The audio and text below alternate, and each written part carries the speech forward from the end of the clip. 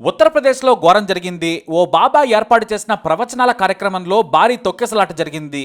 ఉత్తరప్రదేశ్లోని హాత్రాస్ జిల్లా ఫుల్లేరాయ్ గ్రామంలో జరిగిన ఈ తొక్కిసలాటలో 100 మందికి పైగా చనిపోయారు. 200 మందికి పైగా గాయపడ్డారు. వీరిలో ఎక్కువగా మహిళలు, చిన్నారులు ఉండడం విషాదకరం. పుణ్యం కోసం వెళితే ప్రాణమైపోయింది.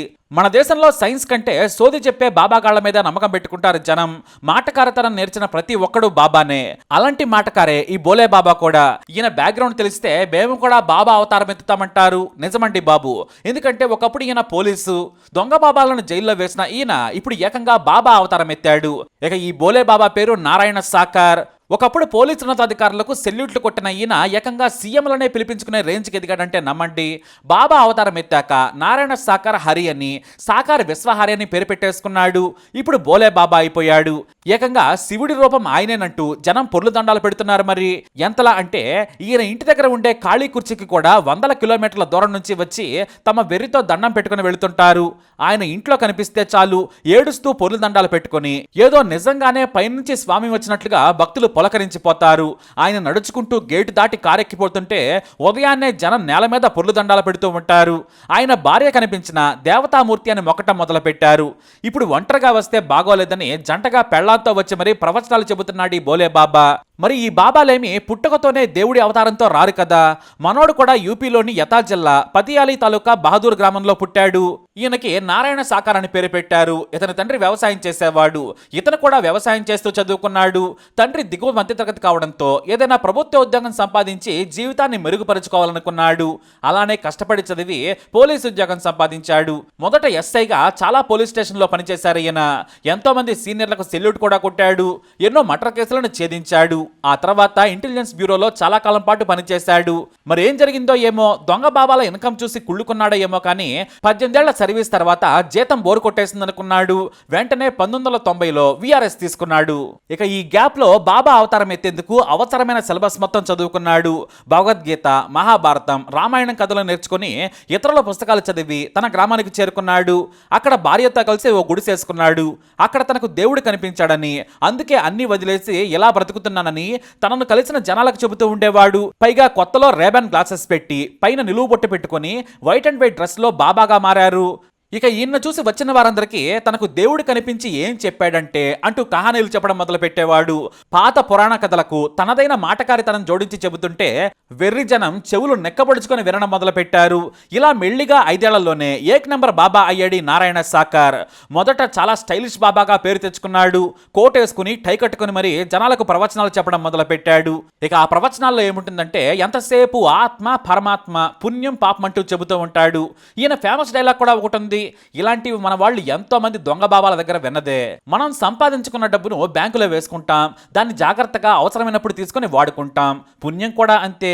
చేసే మంచి పని పుణ్యం కోటాలో అకౌంట్లో పడుతుంది. అదే పాపం చేస్తే మాత్రం ఆ వెంటనే మీరు డెబిట్ కార్డుతో తీయకున్నా కూడా ఆ పాపం వెంటాడుతుందని అందరికీ అర్థమయ్యేలా చెవిలో పూలు పెడతాడన్నమాట. మొదట ప్రవచనాలతో మొదలుపెట్టిన ఆయన మెల్లిగా పేరు మార్చుకున్నారు. ఆ తర్వాత తన పేరు చివరన హరి అని పెట్టేసుకున్నాడు. ఆ తర్వాత హరి విశ్వాస్, ఆ తర్వాత బోలే బాబా. అయితే సోషల్ మీడియాలో ఈ బాబా ప్రచారం చేసుకోడు. మొత్తం మౌత్ టాక్ తో గ్రౌండ్ లెవెల్లోనే ప్రచారం చేసుకుంటాడు.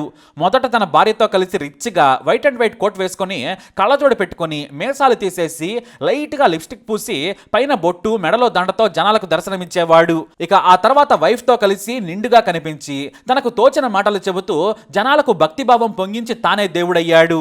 ఆయన వస్తున్నాడంటే చాలు జనం ఎలా ఉంటారంటే ఒకవేళ అక్కడికి నిజమైన దేవుడు వచ్చినా కూడా సైడ్ ప్లీజ్ అని ఈ బోలే బాబాకు దండం పెట్టేంతగా ఎదిగిపోయాడు ఆయన. అయితే ఈయన చాలా జాగ్రత్తగా ఉంటాడు. బహుశా పోలీస్ బ్రెయిన్ కదా. దొంగ బాబాల కహానీలు, నేరాలు చూసి తన రూట్ మార్చేసి ఉంటాడు.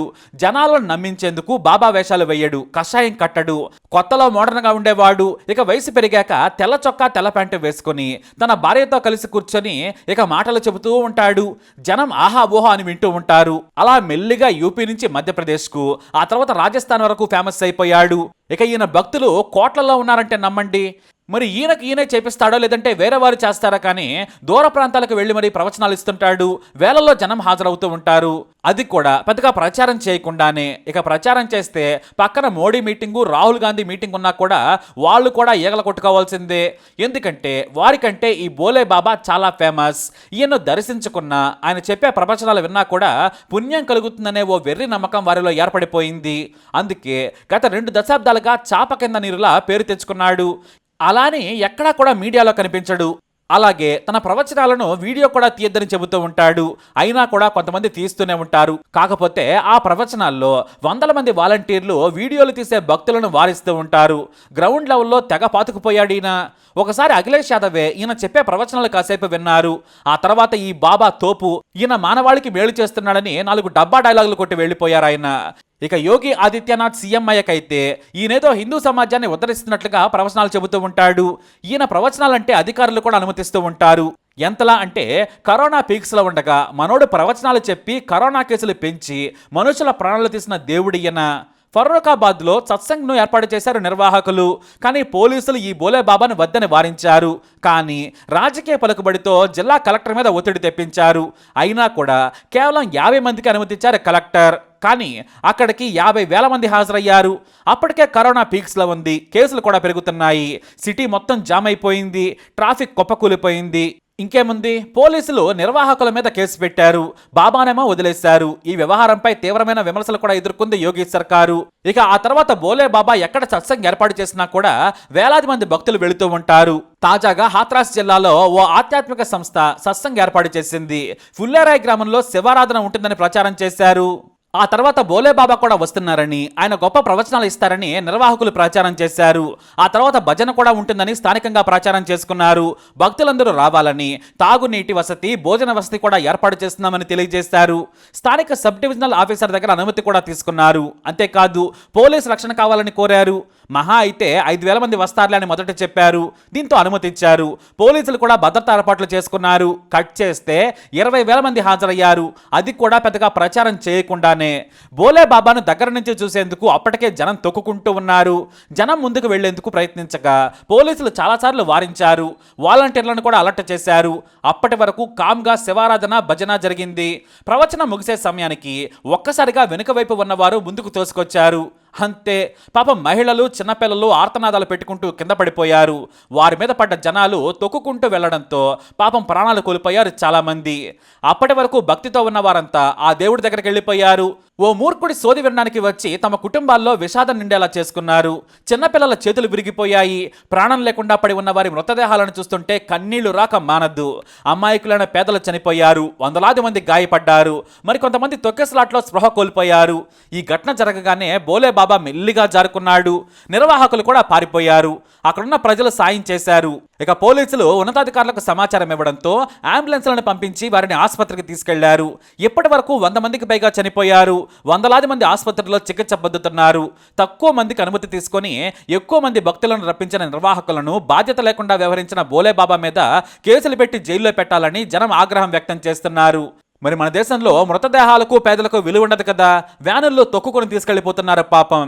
గౌరవంగా అంబులెన్స్లను కూడా కావాల్సిన ఏర్పాటు చేయలేదని ప్రజలు ఆగ్రహం వ్యక్తం చేస్తున్నారు. సీఎం యోగి ఆదిత్యనాథ్ టైగర్ అని ప్రచారం చేసుకునేవారు ఈ ఏర్పాట్లను, అక్కడి పరిస్థితులను చూసి కంటతడి పెట్టారు. మరీ ముఖ్యంగా చిన్నారుల మరణం వేధిస్తోంది. ఈ పాపానికి బాధ్యులెవరు? పేదల ప్రాణాలకు విలువ ఉంటుందా అంటే ఉండదు. 4 రోజులైతే అంతా మరిచిపోతారు.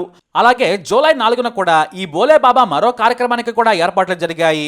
బహుశా పోలీసుల భయానికి దాన్ని వాయిదా వేసుకుని దాక్కుంటాడు అనడంలో సందేహమే లేదు. మానవ రూపంలో ఉన్నవాడు మనిషే. వాడెవడైనా సరే వేషం మార్చినంత మాత్రాన, కథలు చెప్పినంత మాత్రాన దేవుడు కానే కాదు. మనకంటే గొప్పవాడు అసలు కాదని ఈ జనం ఎప్పుడు అర్థం చేసుకుంటారో తెలియక తలలు పట్టుకుంటున్నారు మేధావులు. ప్రజల గుడ్డి ఆరాధ్య భావమే వాళ్ళను గొప్పవారిని చేస్తోంది. సామాన్యులను వెర్రి పశుపాలను చేస్తోంది. ఈ ఘోరకలికి బాధ్యులెవరు? మీరే చెప్పాలి. ఈ వీడియో అప్డేట్స్ కోసం మా ఈ ఛానల్ ఫాలో అవ్వండి. అలాగే తప్పకుండా సబ్స్క్రైబ్ చేసుకోండి.